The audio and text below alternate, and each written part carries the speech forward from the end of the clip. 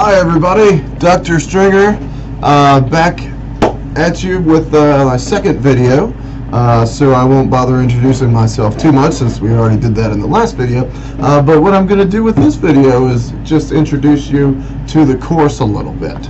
And so if we go and look through here, I hope you understand that my view is probably a little bit different than yours, but I can actually switch mine to student. So let's go ahead and do that one. And I'll show you what you guys are seeing, I'm sure. And so this is probably what you see when you look at your page. And you should all have access to the Start Here module.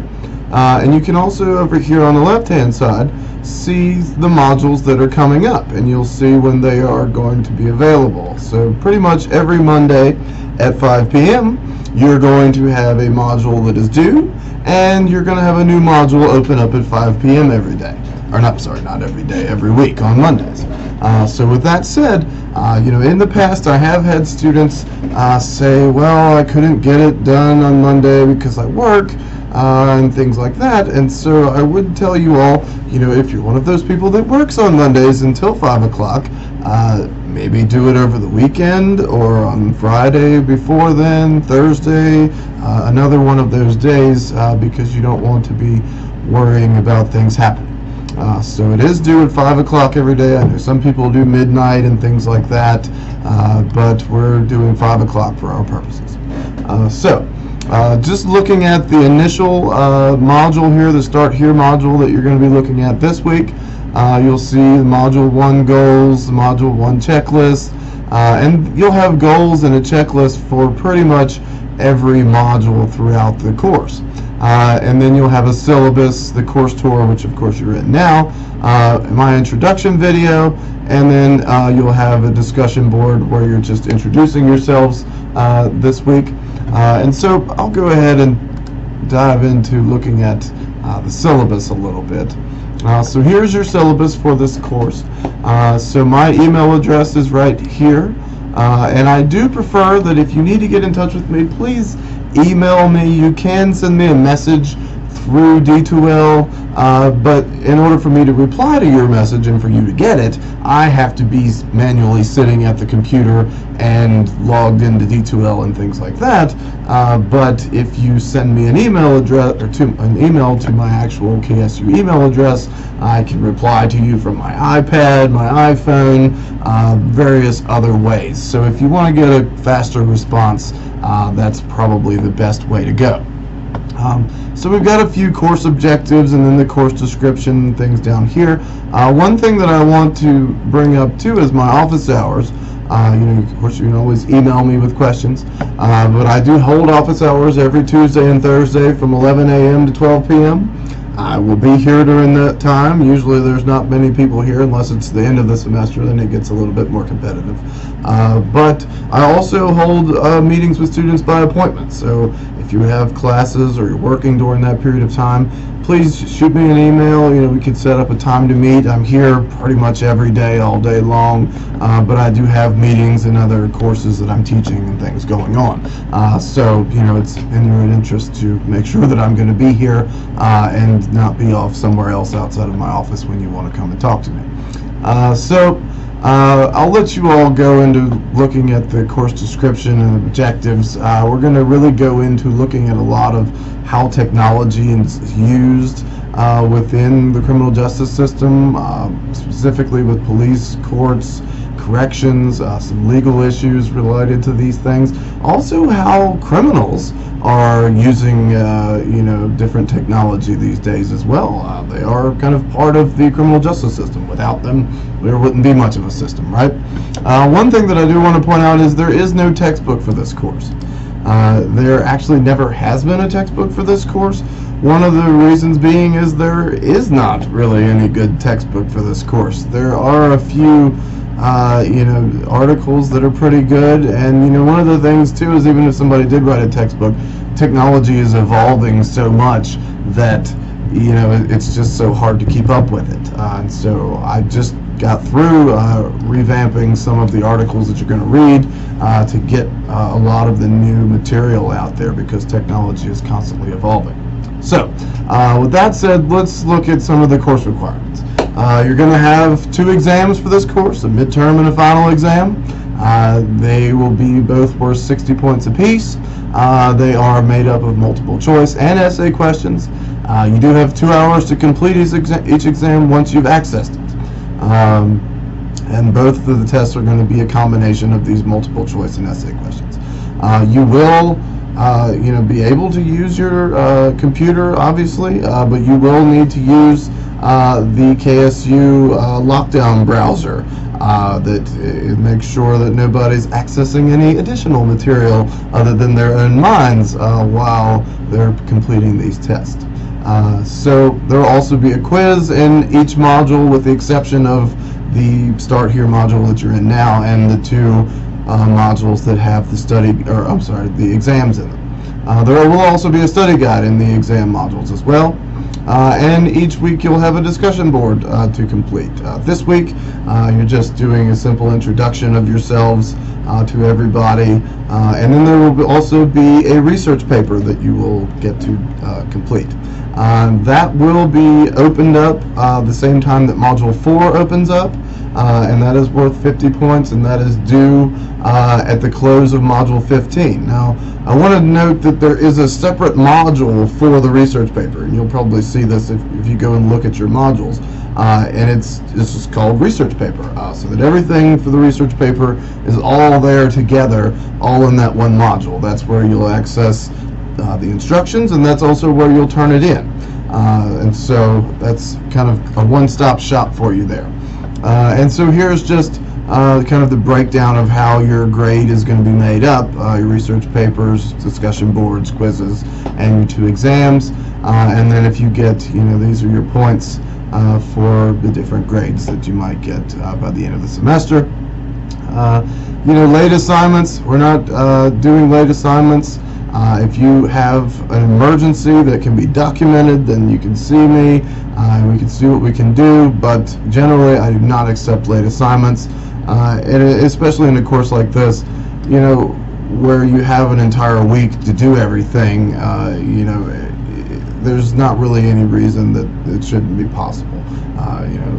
The internet tends to have problems sometimes, so I would encourage you guys not to wait until the last minute to do these things, because inevitably at some point in time throughout the semester your internet is probably going to have a problem. Your laptop battery is going to die, your dog's going to start throwing up, who knows what's going to happen. So my advice would be to do them on Monday nights when they first open up, and then you've got the whole week, you don't have to worry about it, because we're all busy and we all have other things going on.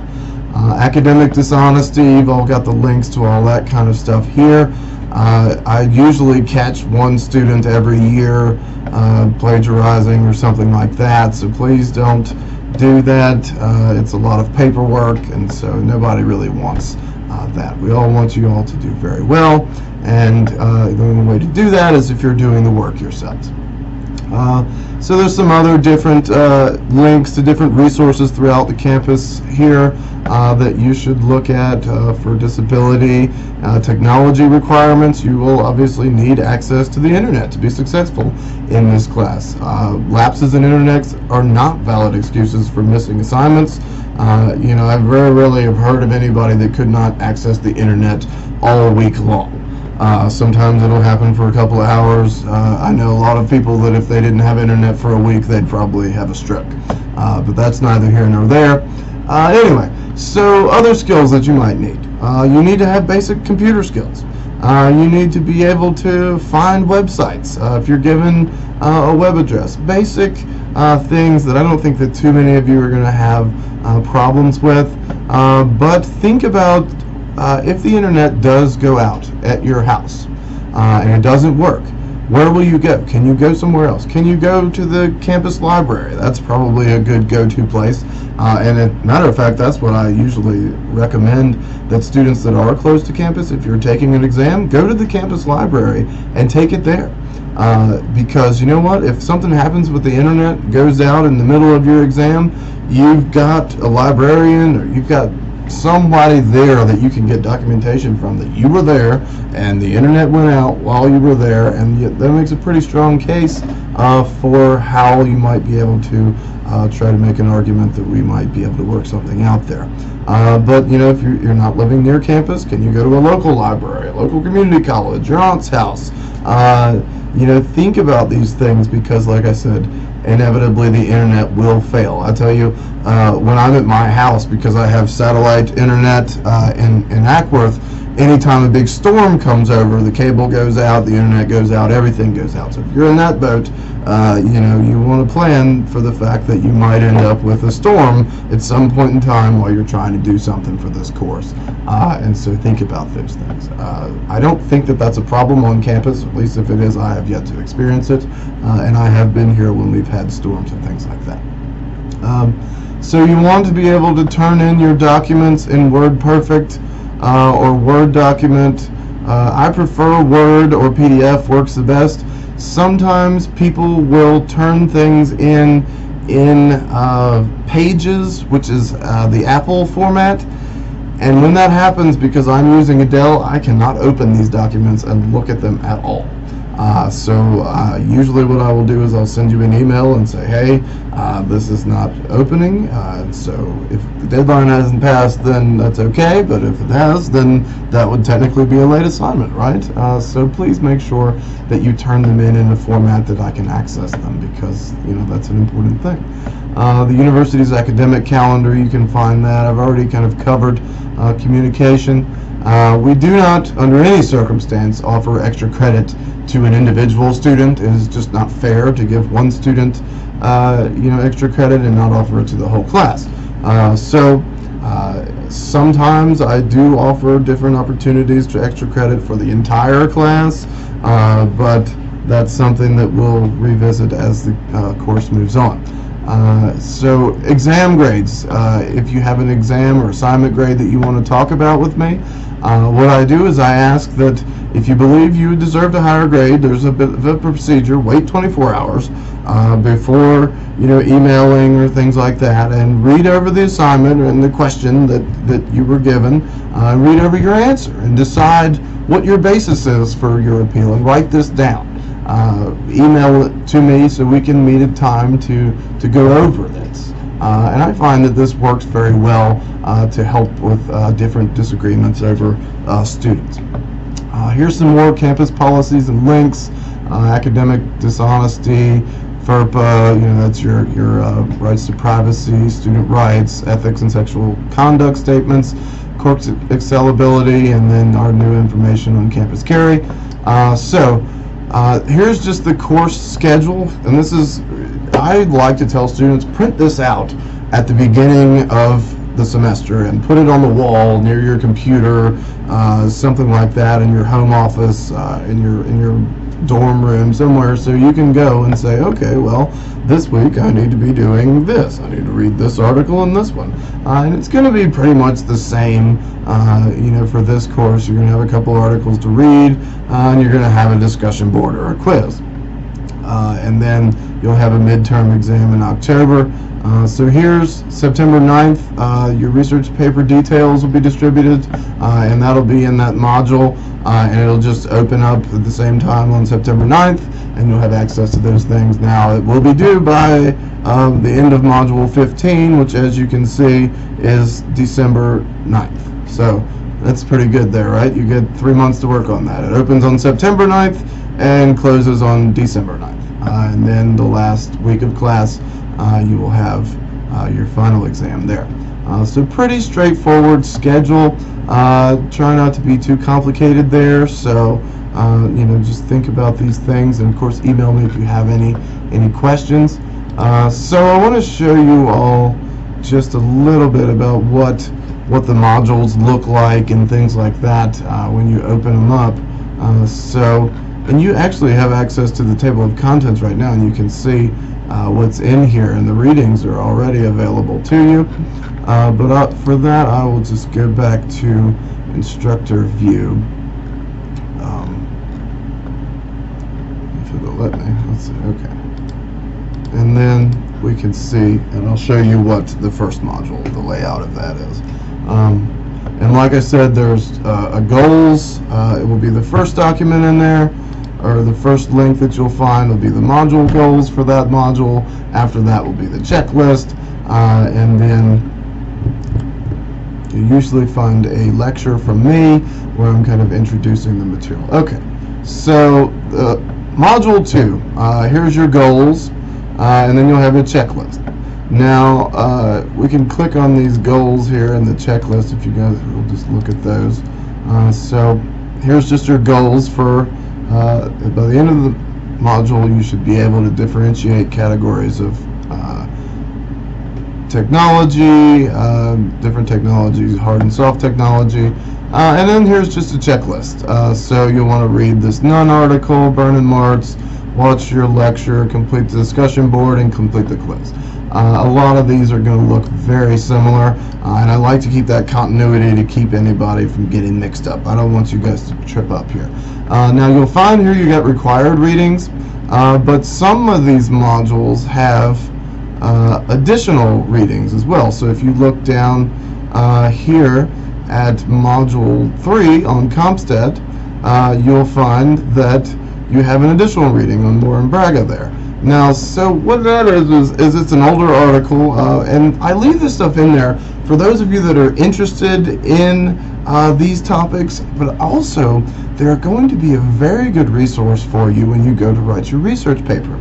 You're going to have to come up with sources, and so if you decide to write your research paper on something related to CompStat, you've got the 2 required reading articles, and you've got this third one. And that's on CompStat. Now, some of you might be less interested in CompStat if the past is a predictor of future behavior. But looking at Module 6 on cameras and drones, so you've got 3 articles here, and then there's another 5 of them down here. So that's a whole research paper of articles there for you that's all set up.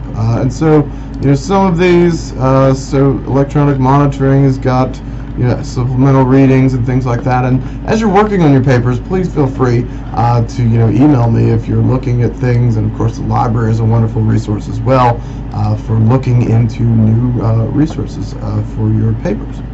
So your first discussion board is due this week, and so you're just introducing yourself. I introduced myself in the last video, so hopefully you remember who I am and just tell us a little bit about yourselves. And that is all for this week.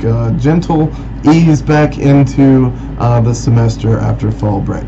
So I hope everybody has enjoyed this short tour, and I wish you the best of luck this semester. And with that, I will talk to you next week.